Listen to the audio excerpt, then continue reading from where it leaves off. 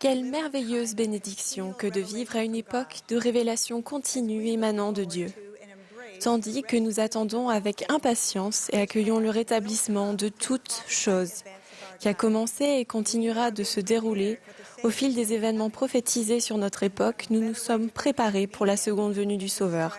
Et quel meilleur moyen de nous préparer à le rencontrer que de nous efforcer de devenir semblables à lui en servant notre prochain avec amour. Jésus-Christ a enseigné à ses disciples au début de cette dispensation: « Si tu m'aimes, tu me serviras. » En étant au service de notre prochain, nous manifestons notre qualité de disciples, ainsi que notre reconnaissance et notre amour pour Dieu et pour son Fils Jésus-Christ.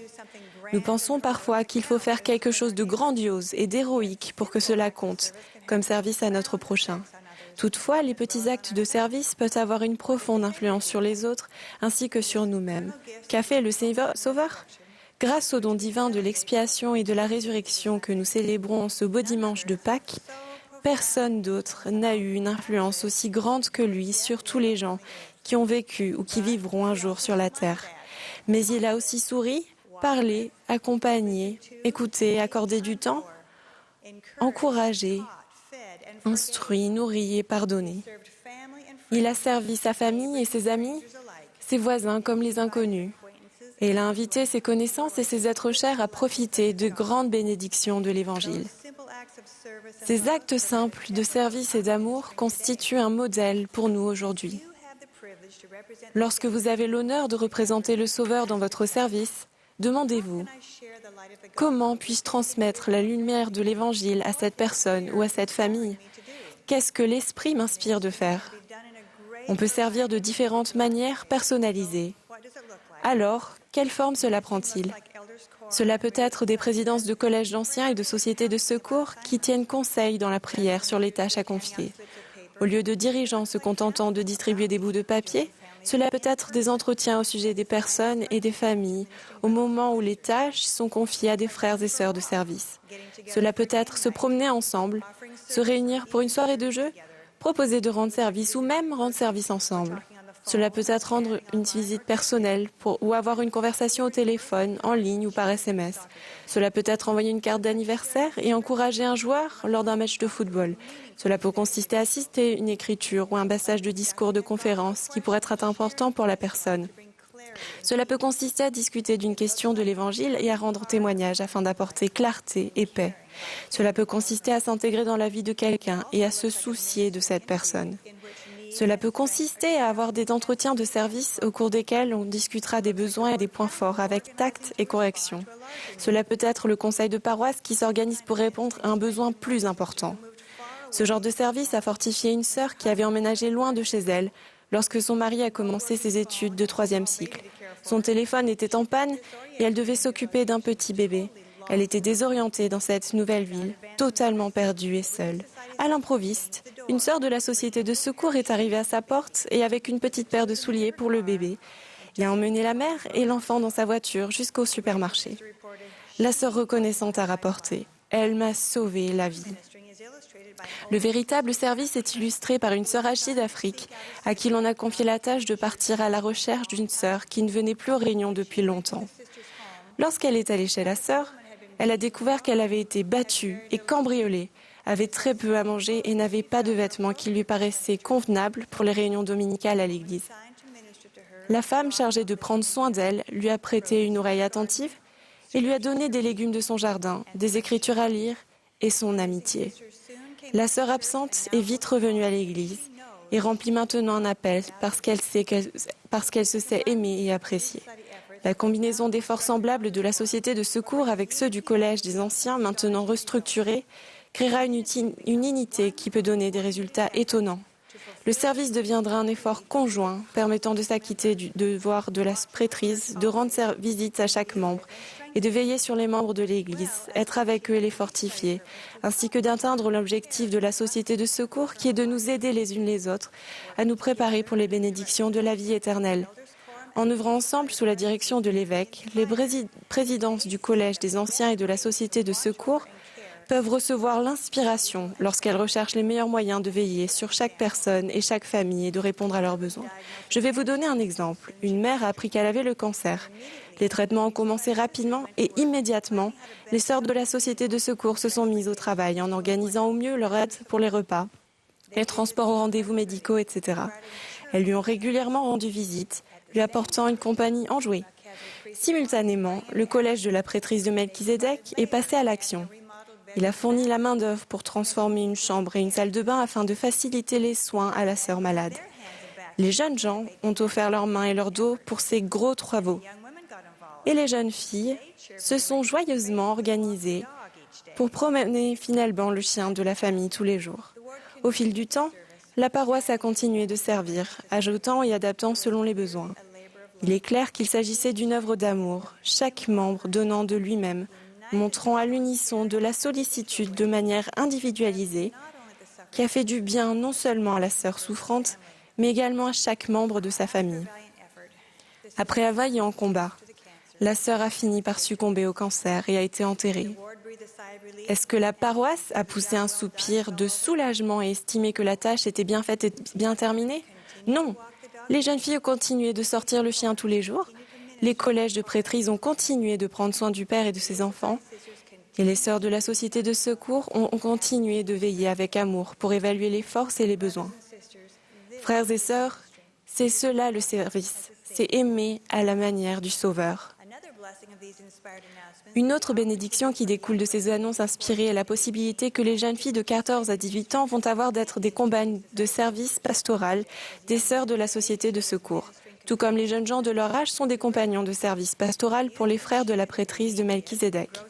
Les jeunes peuvent faire profiter les adultes de leurs dons uniques et progresser spirituellement en servant à leur côté dans l'œuvre du salut. Leur participation aux tâches de service peut également augmenter la portée de l'aide que les sœurs de la Société de secours et les collèges d'anciens peuvent apporter du fait de l'augmentation du nombre de participants. En pensant aux jeunes filles extraordinaires que j'ai connues, je suis heureuse pour ces sœurs de la Société de secours qui auront la chance de bénéficier de l'enthousiasme, des talents et de la sensibilité spirituelle d'une jeune fille en servant avec elle ou en étant servies par elle. Et je me réjouis également de la chance qu'auront les jeunes filles d'être formées, instruites et fortifiées par leurs sœurs de la Société de secours. Cette occasion de participer à l'édification du royaume de Dieu sera un bienfait énorme pour les jeunes filles en les aidant à mieux se préparer à remplir leur rôle de dirigeante dans l'Église et la collectivité et à être des partenaires contributrices au sein de leur famille. Comme sœur Oscarson l'a dit hier, les jeunes filles veulent rendre service. Elles ont besoin de savoir qu'elles sont appréciées et indispensables à l'œuvre du salut.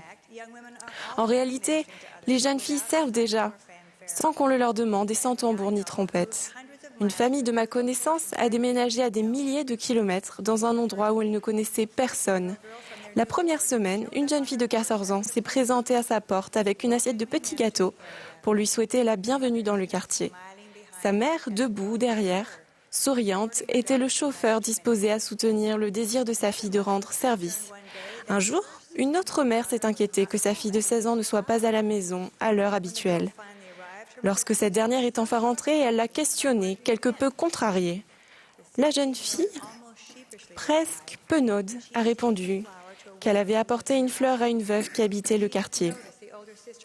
Elle avait remarqué qu'elle semblait bien seule et s'était sentie poussée à lui rendre visite.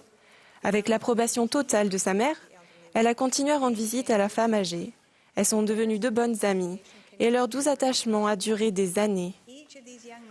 Chacune de ces jeunes filles et bien d'autres comme elle a remarqué un besoin et s'est efforcée de le satisfaire. Les jeunes filles ont le désir naturel de prendre soin d'autrui et de partager qui peut être bien orienté vers le service en partenariat avec une sœur adulte. Quel que soit notre âge, lorsque nous réfléchissons à la manière de servir plus efficacement, nous demandons « De quoi a-t-elle ou il besoin ?» En associant cette question à un désir sincère de servir, nous sommes amenés par l'Esprit à faire ce qui édifiera et fortifiera la personne. J'ai entendu un nombre incalculable d'histoires de frères et de sœurs qui ont été bénis par un simple geste d'accueil et de bienvenue à l'Église. Un courriel ou un texto attentionné, un contact personnel à un moment difficile. une invitation à participer à une activité de groupe ou une proposition d'aide dans une situation délicate. Les parents seuls, les nouveaux convertis, les membres non pratiquants, les veuves et veuves ou les jeunes en difficulté ont particulièrement besoin d'attention et sont prioritaires pour recevoir l'aide des frères et sœurs de service. La coordination entre les présidences de collèges d'anciens et des sociétés de secours permet de bien attribuer les tâches. En définitive, le véritable service est rendu une personne à la fois, motivée par l'amour, la valeur, le mérite et la merveille du service sincère. C'est qu'il change véritablement la vie. Lorsque nous avons le cœur ouvert et disposé à aimer et à intégrer, à encourager et à réconforter, la force de notre service est irrésistible. Si nous sommes motivés par l'amour, il se produira des miracles et nous trouverons les moyens de ramener nos frères et sœurs absents dans l'étreinte de l'Évangile de Jésus-Christ, où chacun a sa place. Le Sauveur est notre exemple en tout, non seulement pour ce que nous devons faire, mais aussi pourquoi nous devons le faire. Sa vie sur la terre était une invitation à prendre un peu de recul, à oublier nos problèmes et à tendre la main aux autres. En acceptant l'occasion de servir de tout cœur nos sœurs et nos frères, nous nous raffinerons spirituellement. Nous serons plus en harmonie avec la volonté de Dieu et plus en mesure de comprendre son plan d'aider chacun à retourner auprès de lui. Nous serons plus conscients de ses bénédictions et aurons le désir d'en faire profiter les autres. Notre cœur chantera à l'unisson avec notre voix. Je voudrais aimer mon frère ainsi que tu m'as aimé, et puiser en toi ma force pour te servir à jamais. Je voudrais aimer mon frère. Seigneur, je te suivrai. Puissions-nous montrer notre reconnaissance et notre amour pour Dieu en servant avec amour nos frères et sœurs éternels. Nous aurons ainsi le même sentiment d'unité qui a régné pendant 100 ans parmi le peuple de l'Amérique ancienne après la visite du Sauveur dans leur pays. Et il arriva qu'il n'y eut pas de querelle, à cause de l'amour de Dieu qui demeurait dans le cœur du peuple. Il n'y avait pas d'envie ni de discorde. Et assurément, il ne pouvait pas y avoir de peuple plus heureux parmi tout le peuple qui avait été créé par la main de Dieu. C'est avec joie que je témoigne que ces changements révélés sont inspirés de Dieu et que si nous les accueillons d'un cœur bien disposé, nous serons mieux préparés à rencontrer son Fils, Jésus-Christ, à sa venue. Nous ressemblerons davantage à un peuple de Sion et éprouverons une joie immense avec les personnes qui nous auront aidés le long du chemin des disciples. Je prie ardemment et humblement pour que nous le fassions, au nom de Jésus-Christ. Amen.